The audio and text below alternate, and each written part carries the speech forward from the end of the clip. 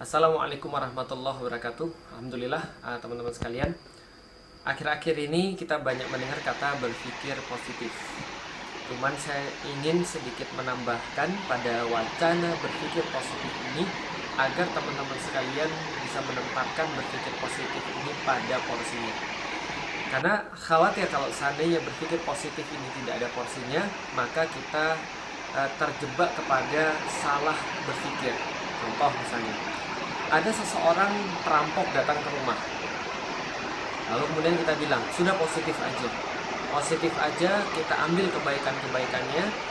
Orang ini berani, karena di siang hari berani masuk ke rumah, berani merampok. Kita ambil positifnya saja. Orang ini bisa jadi dia punya keperluan di rumah dan seterusnya. Ini adalah sesuatu yang salah. Contoh yang lain lagi, pacaran itu diambil positifnya saja.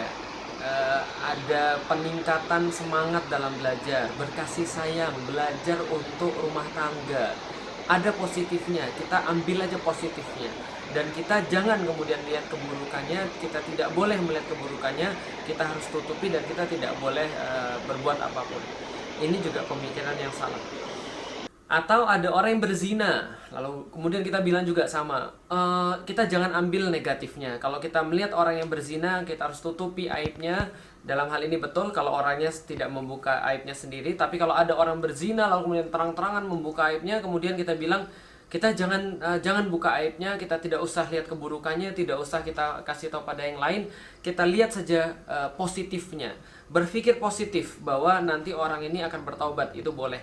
Tapi berpikir positif saja, kita ambil yang baik-baik, kita puji yang baik-baiknya. Misalnya, mereka ini orang-orang yang penuh dengan dedikasi dan sangat-sangat fokus pada visinya, sehingga apapun tidak ada yang bisa menghalangi mereka, termasuk kemudian di penjara, termasuk malu dan seterusnya. Ini juga cara berpikir positif yang salah. Maka di dalam Islam, teman-teman sekalian, kita itu membagi satu perkara menurut bab-babnya. Jadi kita tidak bisa overlapping membahas semuanya dalam satu perkara.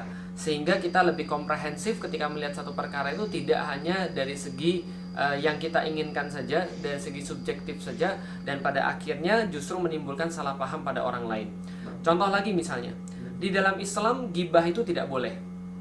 Hanya saja ada beberapa kasus yang justru mewajibkan kita untuk menggibah, atau mewajibkan kita untuk membuka aib orang lain, atau mewajibkan kita untuk membicarakan orang lain. Ini ada bab-babnya.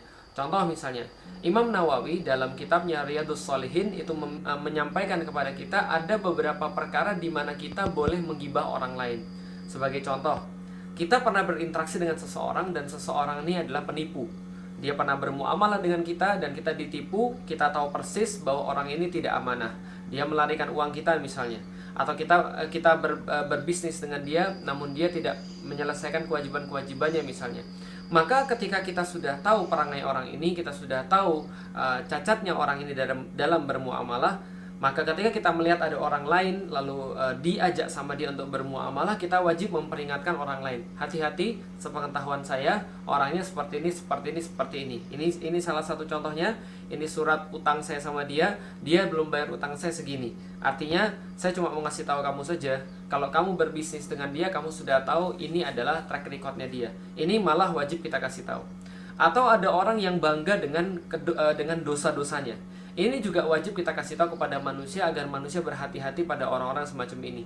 Ada orang berzina dipublis, malah senang dengan zinanya. Ada orang berbuat salah lalu kemudian malah bangga dengan kesalahannya. Ada orang-orang yang nyata-nyata menentang Allah Subhanahu wa taala.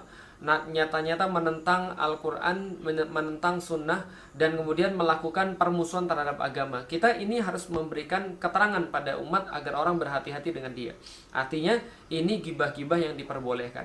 Jadi tidak selamanya kita harus berpikir positif atau husnuzon kepada seseorang. Hanya saja memang kita harus menempatkan di mana kita harus husnuzon, di mana kita harus kemudian aware. Kita harus berhati-hati, kita harus waspada terhadap segala sesuatu. Jadi gini teman sekalian, yang saya maksud adalah bab-babnya. Ketika kita berbicara tentang perang Badar misalnya, Rasulullah itu ketika perang Badar, beliau Shallallahu Alaihi Wasallam itu berdoa sangat luar biasa. Jadi jangan tanya tawakalnya Rasulullah Shallallahu Alaihi Wasallam, karena beliau adalah contoh bagi kita semua. Jangan tanya tawakalnya beliau. Ketika beliau melakukan sesuatu, maka gantungannya kepada Allah sangat besar sekali. dia sangat berhusnuzon kepada Allah. Rasulullah sangat mengharapkan pertolongan Allah. Lalu kemudian Rasul berdoa banyak sekali, sangat banyak sekali, sampai-sampai Abu Bakar mengatakan, ya Rasulullah, andaikan setengah dari doamu saja itu sudah cukup, Allah sudah pasti akan mengabulkan. Tapi Rasulullah SAW tetap kemudian berdoa, tetap bertawakal pada Allah Subhanahu Wa Taala. Pertanyaannya, apakah kemudian Rasulullah SAW pernah berkata, sudah kita jangan suudzon kepada pasukan-pasukan Quraisy jahil itu?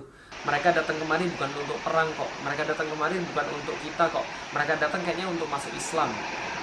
Seolah-olah kalau kita berpikir positif maka hanya itu yang akan terjadi. Enggak, tapi Rasulullah menyuruh para sahabat untuk menyiapkan pasukan, menyuruh para sahabat untuk berkumpul, mendiskusikan strategi bagaimana cara menghadapi orang-orang Quraisy yang sedang menyerang mereka. Maka bab tawakalnya adalah bab ketika dia berharap pada Allah, ketika Rasulullah berprasangka baik pada Allah, ketika Rasulullah berdoa terus-menerus pada Allah Subhanahu Wa Taala. Ini adalah bab tawakal kepada Allah Subhanahu Wa Taala. Tapi ada bab ikhtiar, ada bab usaha, ada bab sesuatu yang Allah minta kita untuk lakukan. Wala yaj'alallahu lil kafirina 'alal mu'minina sabila. Allah tidak akan pernah menjadikan orang-orang kafir menguasai kaum muslimin. Tapi ada bab yang Allah minta kita untuk laksanakan. Apa? Persiapkan kekuatan, kuda-kuda tempur, senjata-senjata, skill-skill dalam menggunakan senjata, strategi dan seterusnya. Maka kita tahu di dalam sirah ada kisah ketika Rasulullah SAW menyampaikan satu strategi untuk perang Badar. Lalu kemudian para sahabat datang kepada Rasulullah dan berkata, ya Rasulullah, ini strateginya ini datang dari wahyu Allah ataukah ini strategi sebagai seorang manusia saja? Maka Rasul menjawab, ini adalah strategi daripada manusia, dari saya. Maka para sahabat baru berani untuk menyampaikan strategi yang lebih baik. Ya Rasulullah, kalau begitu saya punya strategi yang bisa dipertimbangkan, yang mungkin lebih baik. Maka Rasul memakai strateginya itu. Ini bab ikhtiar. Satu adalah bab tawakal, satu bab ikhtiar. Satu bab bagaimana kemudian sikap goib kita, sikap keyakinan hati kita. Satu lagi adalah bab bagaimana kita diperintahkan oleh Allah untuk berlaku secara fisik. Ini kemudian yang perlu kita tahu. Jadi tidak semuanya itu harus dipikirkan secara positif. Tidak semua itu harus kita paksakan untuk diambil positifnya. Contoh misalnya penistaan agama sudah nyata-nyata. Kita tidak boleh kemudian membela lalu berkata kita ambil positifnya aja. Kita ambil positifnya aja, pasti ada yang baik kok, nggak mungkin jahat semua. Iya, semua manusia pasti ada yang baik, nggak mungkin jahat semua. Hanya bagaimana syariat memerintahkan kita dalam berlaku terhadap sesuatu kan gitu.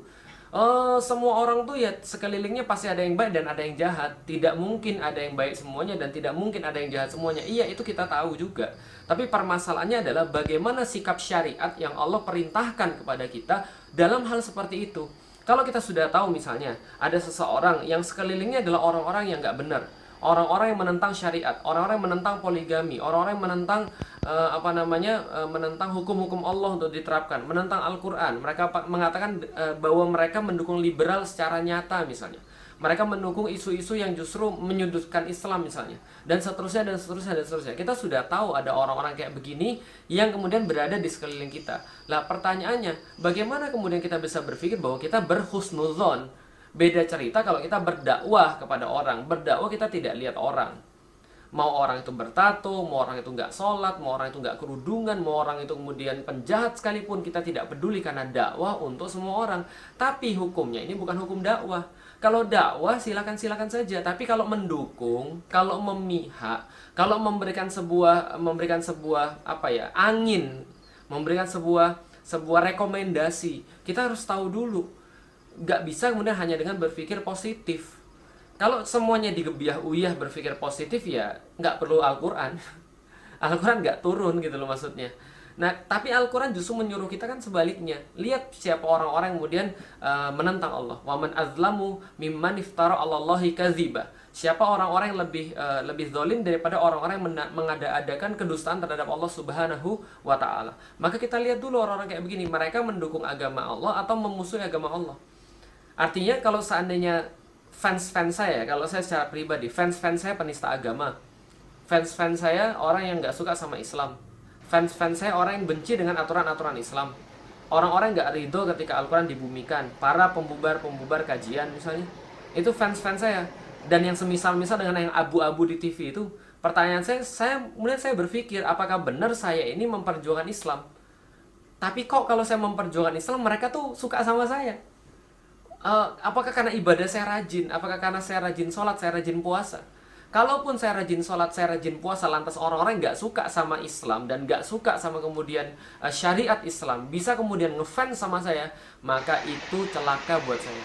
Kenapa? Karena kesolehan saya itu hanya untuk saya pribadi, sementara kelemahan saya tidak menerapkan syariat Allah, kelemahan saya memfasilitasi orang-orang yang tidak taat pada Allah, memfasilitasi memberikan tempat bagi orang-orang yang menantang agama Allah, itu kemudian menjadi bencana bagi seluruh kaum muslimin.